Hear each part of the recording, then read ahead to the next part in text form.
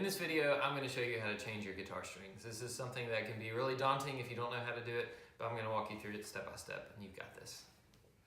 Okay, so step one, we have to take off our old strings. So to do that, I use one of Elixir's Pro-winders, and you just hook it onto the tuning peg, and you loosen each string until there's no tension left.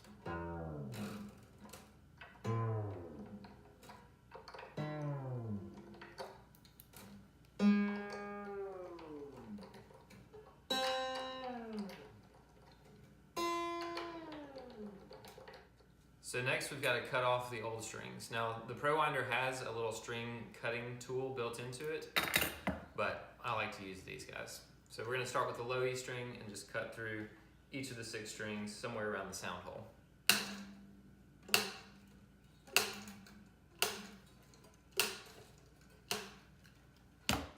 Alright, so now we have to take off the 2 ends of the strings that we've created.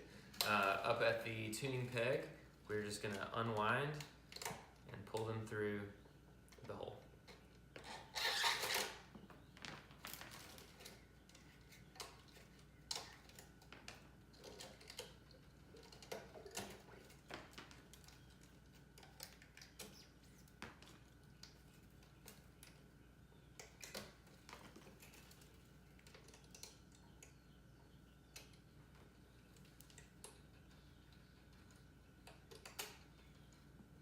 Sometimes they'll break and you have a little extra piece.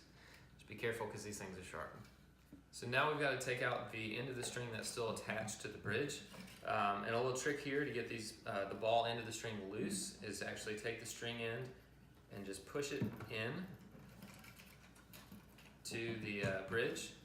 And that just loosens the connection. Then you can reach under, because this is an older guitar, so sometimes these bridge pins get stuck. And you can just loosen those bridge pins so that when you're ready, you pull the bridge pin out, take out the end of the string. I go ahead and put the bridge pin back in so I don't lose them.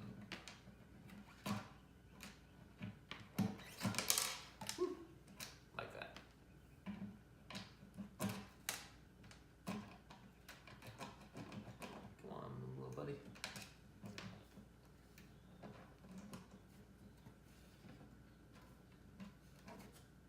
So next we're going to clean the guitar. This is important to do while you have the strings off. It's a lot harder to do with strings on.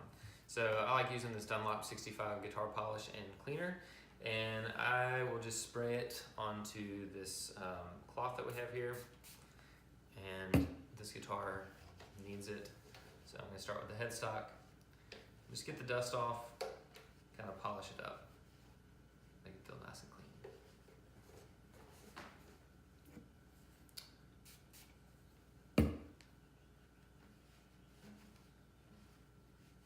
Depending how long it's been since you've cleaned your guitar, you could spend 5 or 10 minutes just doing this step.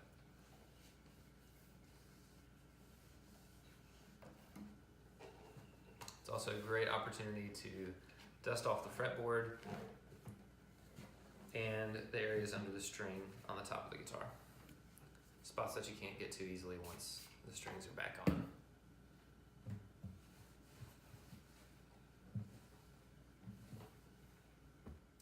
Alright, so next we're going to put on our new strings. I'm using these Elixir Polyweb Light strings, just what I like, don't judge me. And I start with the low E string, typically. These are nice and individually packaged, so it's easy to find. Here's our low E string. We're going to unravel it, keep it away from your eyes. Wear protective glasses like me.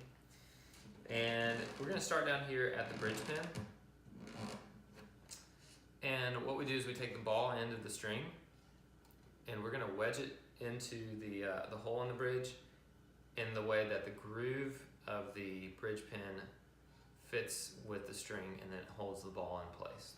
So you can take it like this if you want to go ahead and put them together, stick them in there together, and then you pull on the string as you push on the bridge pin until you feel it really grab it underneath. If it's not actually grabbing it, you start pulling on the string, the bridge pin will start popping up and it won't hold the string in place once you put it under tension. Alright, so now that we have the string secured into the bridge, we're going to take it up to the headstock and we're going to actually put it through the tuning peg. And this is where you have to pay careful attention. So we're gonna line up the low E string tuning peg so that the hole is facing perpendicular to the direction of the neck, all right?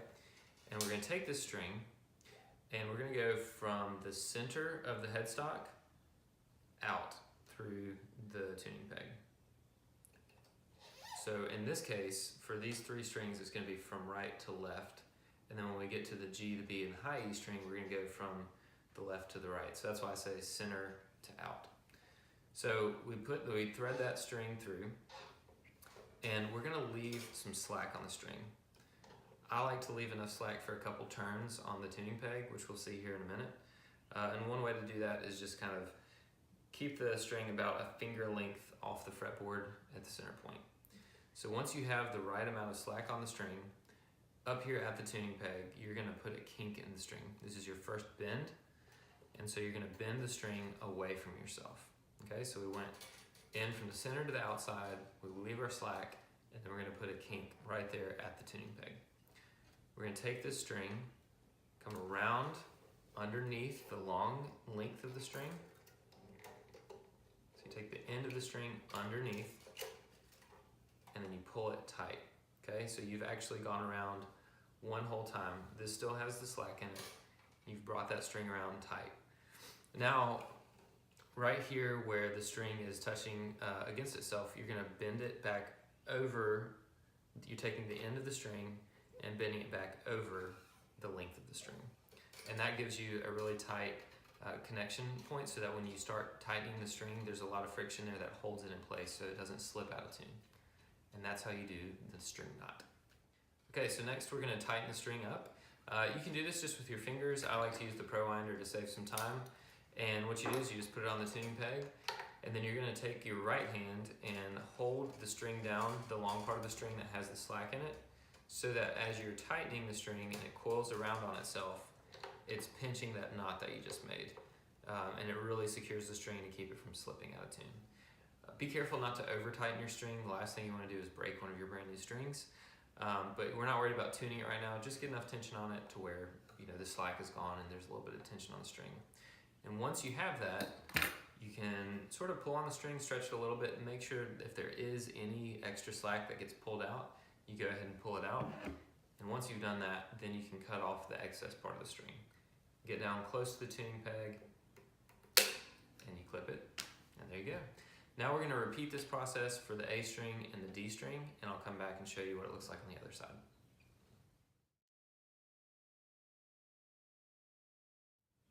Alright, so now we have the first 3 strings, the E, A, the D on, and it's time to go to the other side of the headstock and do the G string. Everything will be the same down at the bridge. So you'll remove the old bridge pin, or the same bridge pin. You can put the ball into the string in, line up the groove of the bridge pin, and make sure that it catches there underneath the bridge. Then you're going to come down here and you're just going to go the opposite direction. So you're still going from the center line of the headstock to the outside through the tuning peg, and you're still going to leave some slack. And when you get to the B string and the high E string, you may want to leave even a little bit more slack so you can get a couple more turns on the tuning peg, because those strings aren't wound. They don't have the winding on them, so it just doesn't have as much natural friction. So we're going to take this G string, the excess part of the string, and we're going to kink it and bend it up and away from us. And we're going to come back around underneath the long end of the string, pull that tight, and then right there we're going to bend it back over the long part of the string. So now that we have the string on and we have the knot in place, we're going to tighten the G string up. And just make sure that you're going the right direction on this side. It's easy to get confused because it's opposite. And especially if you're using a string winder, go slow until you know you're going the right way. But you're going to hold the string down now with my left hand to make sure that the length of the string, as we get those wraps on the tuning peg, stays underneath the knot that we just made, so it pinches it and holds it in tune. And there you go. Now we're going to repeat that process for the B string and the high E string.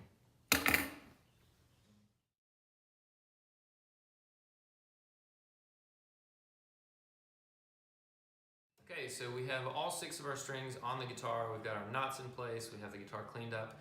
The last thing we need to do before we tune it up is actually stretch these strings out. It's kind of weird to think about it, but metal does stretch. And if you don't do this part, you're going to spend a lot of time tuning your guitar and retuning your guitar, and it'll be annoying. So what I do is I just take the string between my thumbs and my fingers like this, and like a lobster, and I just stretch the string. And what that does is it provides more of a spread out tension, so you're not placing all the tension on one part of the guitar. And you can even kind of work up and down the string like this. And then I like to just hold it for a count of 5, and then move on to the next string. And as you're tuning the guitar, you can kind of repeat this step so that you go ahead and get any slack out of the string, if there's any that's remaining at the bridge or up at the tuners, and you're also going to help just go ahead and stretch those strings out. Super important, especially for nylon string guitars. You'll have a big problem if you don't stretch them out. All right, there you have it. You have restrung your guitar. You've learned something new. Great job.